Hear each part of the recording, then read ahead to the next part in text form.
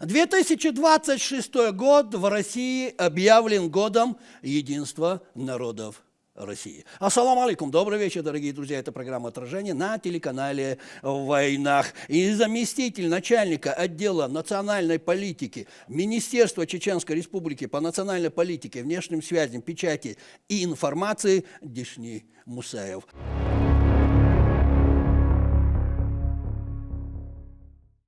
Машол. Да, Машол. И сразу переходя к нашему разговору, спасибо, что пришли и согласились ответить на наши вопросы, конечно, и переходя к нашему разговору. Почему, по вашему мнению, 2026 год был провозглашен годом единства народов России? В чем заключается основная причина такого решения? Прошу, ваше мнение.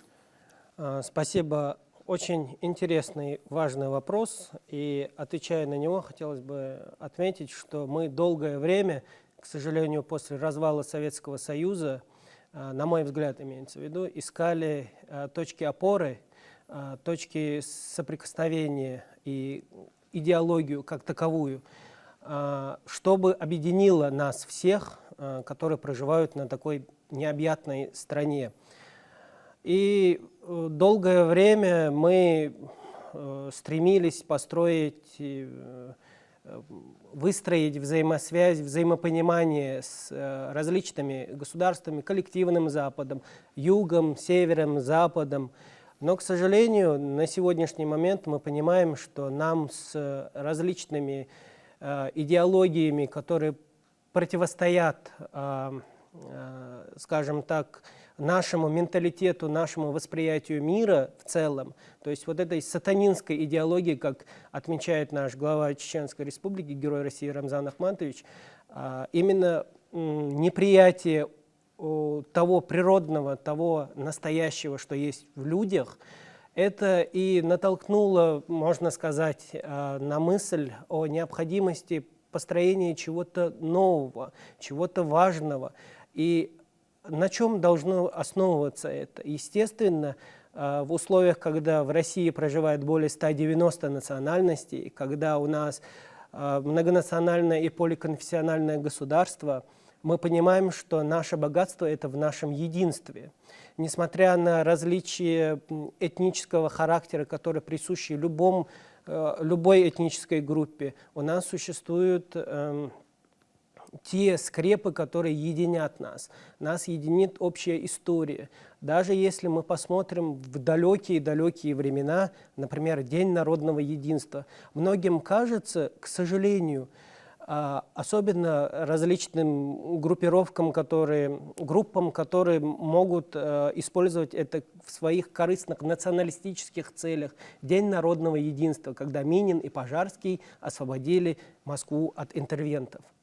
Так давайте задумаемся с вами, ведь Минин и Пожарский ждали прихода различных ополченцев, ханты и манцы с Якутии, Алтайского края. А когда ополчение погнало их на юг, их встретили и разгромили чеченцы и казаки. То есть вопрос, когда нам пытаются информационно-идеологически нас заставить думать, что мы разные, в том плане, что нас нужно разобщить, создать 30 государств и так далее, то противовес этой идеологии, этой кощунственной идеологии, я думаю, что государство на сегодняшний день, не только государство, это общественный посыл, общественная необходимость. В единстве наша сила. Да, в единстве наша сила, потому что мы уникальны своим многообразием. Поэтому наше многообразие создает крепкое государство. Ведь в годы Великой Отечественной войны, да, вспомнить Наполеона, Первую мировую войну, любую войну. Любую. Наше единство, в окопе нету национальностей. Даже если на сегодняшний день посмотреть специальную военную операцию, ведь в составе спецподразделения, легендарного спецподразделения... Вот где настоящее единство. Да, Ахмат, и казаки, и русские, и буряты специально едут с различных регионов, специально вступить... Живой пример. Да, в многонациональный батальон.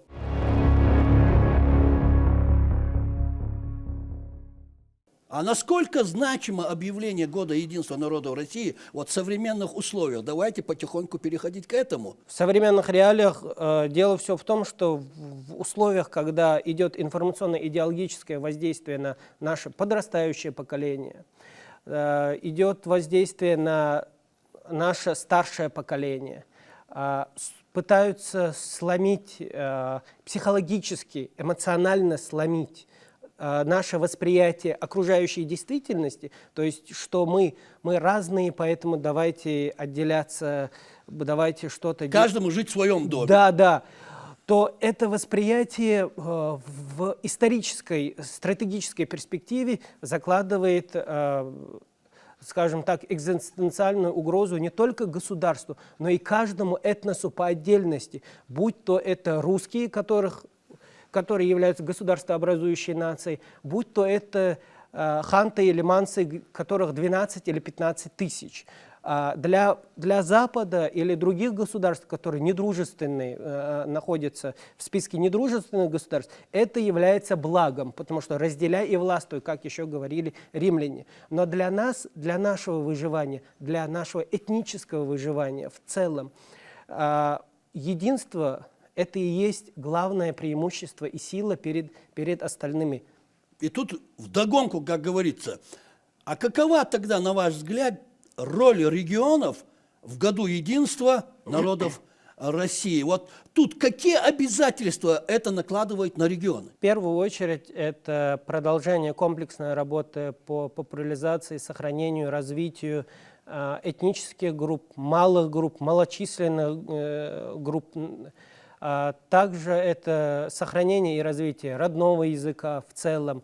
Это накладывает социально-политические, то есть обязательства, создание различных информационно-агитационных материалов, в целом я имею в виду. Это создание дополнительных ресурсов, механизмов для защиты родного языка, культуры, которые могут способствовать в стратегической перспективе не здесь и сейчас, а в стратегической перспективе для подрастающего поколения, ну и, конечно, для ныне живущих способов и механизмов, методов, которые защищают и дают возможность нам дальше и дальше развиваться, сохранять свою этническую идентичность. А что означает единство для всех народов и этнических групп нашей страны? И почему без сплочения граждан России Россия сама не может существовать? Я скажу так.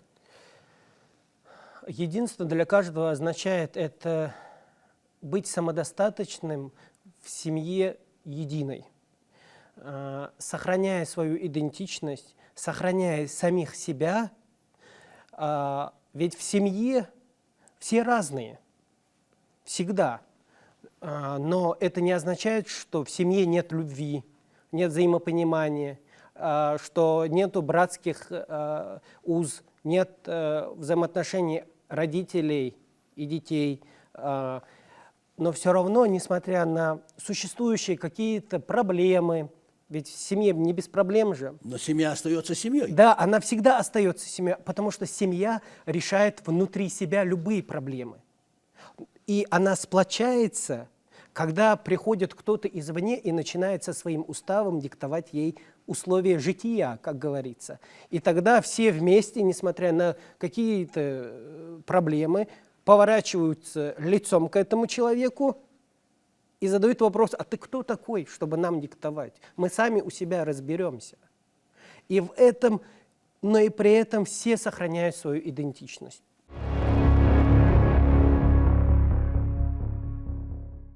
И тут такой вопрос. Какие традиционные духовные и нравственные ценности в настоящее время служат основой для народов Чеченской Республики, да и всей нашей страны, требуя особого внимания в контексте Года единства народов России? Вот такой вот большой вопрос. Прошу. В первую очередь, это высокая степень исторической памяти, которая существует у народов, проживающих не только в Чеченской Республике, но и в целом в России. Это степень ответственности перед прошлым, настоящим и будущим. Потому что мы живем с вами в целом каждый народ и каждый человек в этой стране живет не просто для себя, но живет для более высоких морально-этических, религиозных целей, ценностей, построения и пути к построению к светлому, долгожданному будущему. Сохранение того, что мы имеем, недопущение фальсификации нашей исторической памяти, потому что сегодня происходят различные события, которые мы с вами, в первую очередь, журналистское сообщество видит своими глазами, стоит в авангарде противодействия этому. Мы понимаем, что противодействие именно фальсификации истории, фальсификации нашей исторического наследия, которые пытаются, но по воле Всевышнего у них не получится, у нас отобрать. И вот это понимание на высоком уровне является важным скрепом, как говорят ученые, души нации. И мы должны с вами продолжать, осознавая, что у нас есть много общего, огромное количество вещей. Вопрос взаимоуважения к старшим, уважение к старшим, гостеприимство, знание своей истории, ответственность перед поколениями. Все это является уникальным И важным. и важным. Хорошо. Скажите мне, каков этнический состав Чеченской Республики? Сколько народов проживает на территории нашей Чеченской Республики в настоящее время? А всего проживает 88 национальностей, из них численностью 50 и более человек, 35 национальностей. Это на сегодняшний день. Да, на сегодняшний день. А какова роль министерства в формировании дружеских связей между народами региона и всей страны? Вот тут попрошу конкретику. Министерство по национальной политике, внешним связям, печати и информации. Ну туда же и ваш департамент. Прошу, Да. прошу. На постоянной основе проводят встречи с лидерами общественного мнения, с духовенством, с лидерами национально-культурных центров и автономий, общественными организациями по разъяснению различных аспектов межнационального и межконфессионального взаимодействия, межкультурного диалога как такового. То есть мы привлекаем различных экспертов различного уровня для мероприятий с населением. Это живые мероприятия? Да, это живые мероприятия, которые проходят в различных районах. Отмечу, что вот на различных совещаниях бывают вопросы другим регионам. Могут ли они поехать, там, провести какое-либо мероприятие по межнациональным отношениям, межконфессиональному диалогу где-то в высокогорном районе? Бывают случаи, к сожалению, что они отвечают, что у них таких мероприятий не проводится.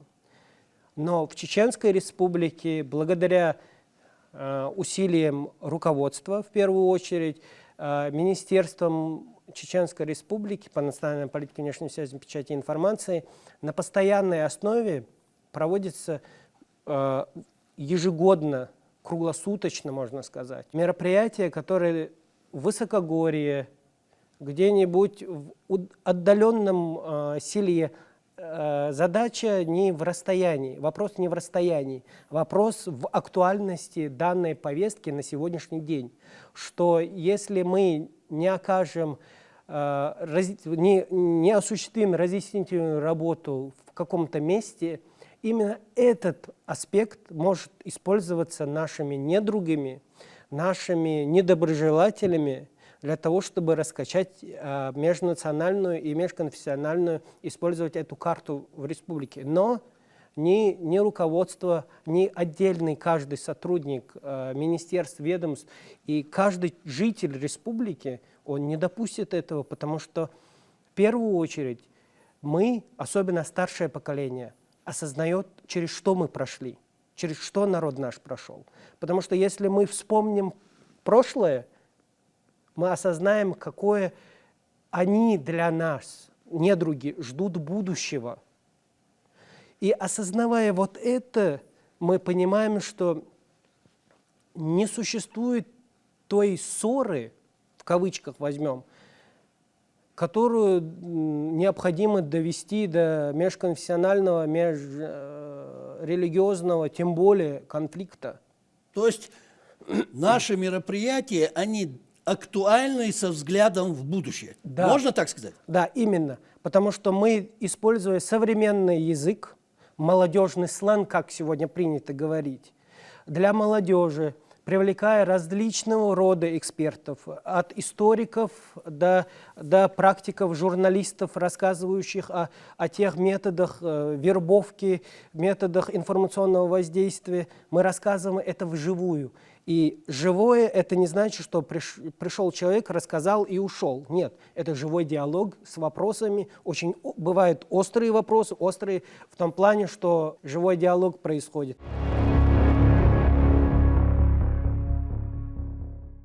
А насколько важно тут поддерживать диалог с молодежью сегодня, исходя из контекста года народов, единства народов России? В первую очередь нужно... Согласитесь, важный вопрос на сегодня. Конечно, безусловно. Вот какие меры принимаются в регионе, у нас в первую очередь, для культурного взаимопонимания среди молодежи различных групп? Вы начали об этом говорить, про сленг. Прошу, продолжайте. У нас проводятся различные форумы, фестивали, которые носят всероссийский характер, межрегиональный характер. Где участвуют представители всех народов, проживающих? Не только. Не только. Не только. Вот. Прошу. Приезжают представители различных этнических групп, не только из КФО, но бывают мероприятия, приезжают из дальних регионов Российской Федерации.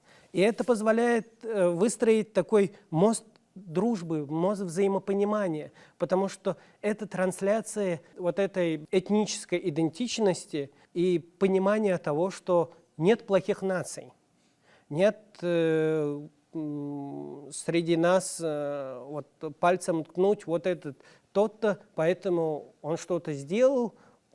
Акцент, трансляция на этничность, она нивелируется в Чеченской Республике вот этой работой комплексной с молодежью на переадресацию в части того, что мы постоянно показываем вот эту дружбу народов. Мы работаем с молодежью. Да, мы работаем. Активно работаем. Не только Миннац, Министерство молодежи, Минкульт, Минспорта, и не только. Все администрации, все институты гражданского общества в целом работают. То есть дело все в том, что мы на сегодняшний день понимаем, что молодежь – это ядро. Ядро, на которое нацелено не только положительные какие-то вещи, но бывает, что пытаются именно через молодежь воздействовать деструктивно. И мы, осознавая вот эту потребность молодежи в ответах на свои вопросы, мы даем им эти ответы и даем возможность выговориться и задать нам интересующие их вопросы, чтобы у них в голове не было, как молодые люди любят говорить, каши в голове не было. Мы строим диалог. Да, мы строим конструктивный диалог на равных. Мы не смотрим с позиции выше, ниже, мы строим диалог на равных. И это помогает нам выстроить такое живое... Доверие, живое. Да, именно живое доверие и взаимопонимание.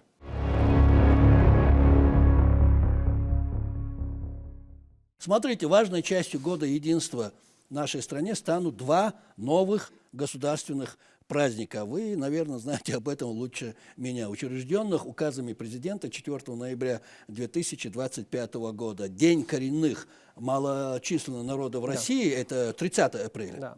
Если я ошибаюсь, вы меня поправите. И День языков народов Российской Федерации, это 8 сентября. Да. Какие планы по празднованию этих дат в Чеченской Республике? Вот тут можно что-то сказать? Да, конечно. Это своевременные, важные даты. Естественно, работа велась и до учреждения этих официальных праздников. И нужно отметить, что если говорить про коренные малочисленные народы, конечно, в Чеченской Республике коренных малочисленных народов они отсутствуют, но мы осознаем важность и потребность для государства и для общества в данной работе. по сохранению, развитию и популяризации этих культур, этнических групп, потому что их достаточно много. Государство взяло на себя институциональные обязательства по защите. Следовательно, мы должны с вами понимать, что и эти общества этнические нуждаются в социально-политической, административной, финансовой поддержке для, например, условно говоря, для выпуска... Они и так не были забыты, но Да, сейчас... нет, но сейчас конкретно в условиях вот этого информационно-идеологического давления, в условиях, когда мы понимаем с вами, что мы едины, ну, мы и так знаем это, просто вопрос в том, что мы понимаем, что нас ждало и что нас ждет, если мы выберем дальнейший путь единения.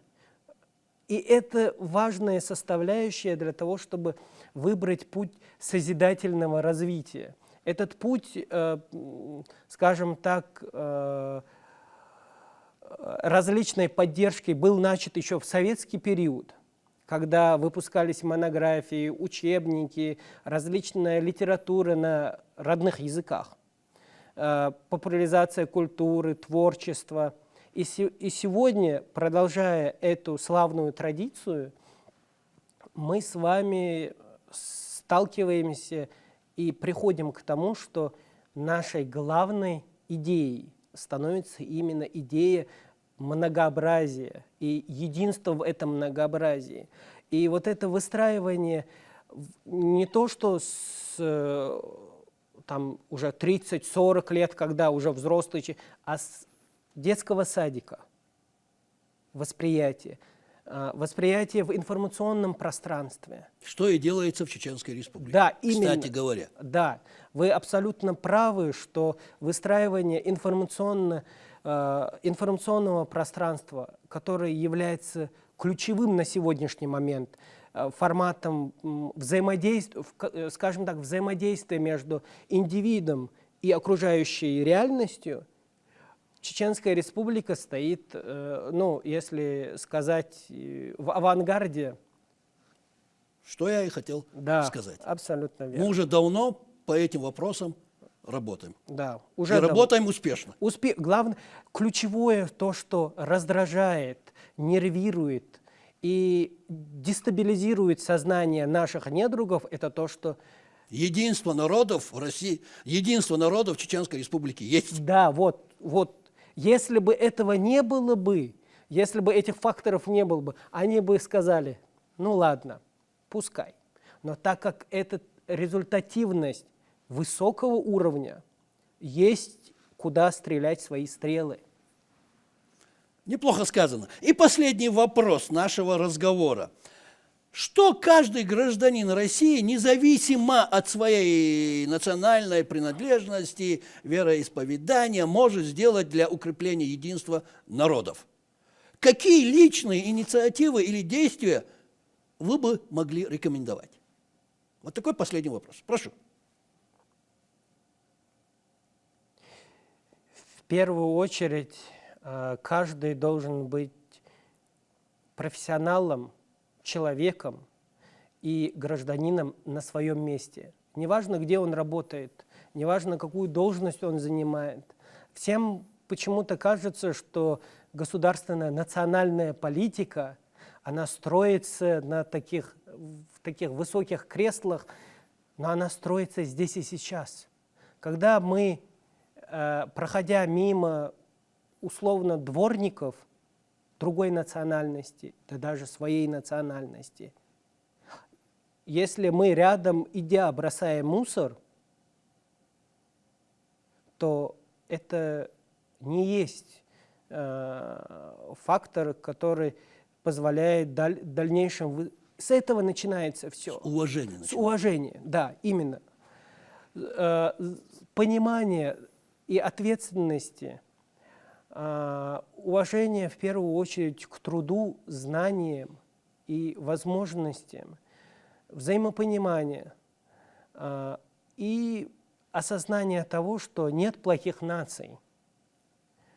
что мы, будучи едиными, имеем возможность получить больше результатов, мы имеем возможность достичь больших возможностей, чем нам сулят наши недруги, которые исходят еще с древнеримской принципа «разделяй и властвуй». И понимать, что мы одна семья. Одна семья, да. Вот на этом сегодня и закончим наш разговор. Спасибо. Спасибо, что пришли, ответили на наши вопросы, высказали свое мнение. Удачи вам в вашей работе. Взаимно спасибо, что пригласили.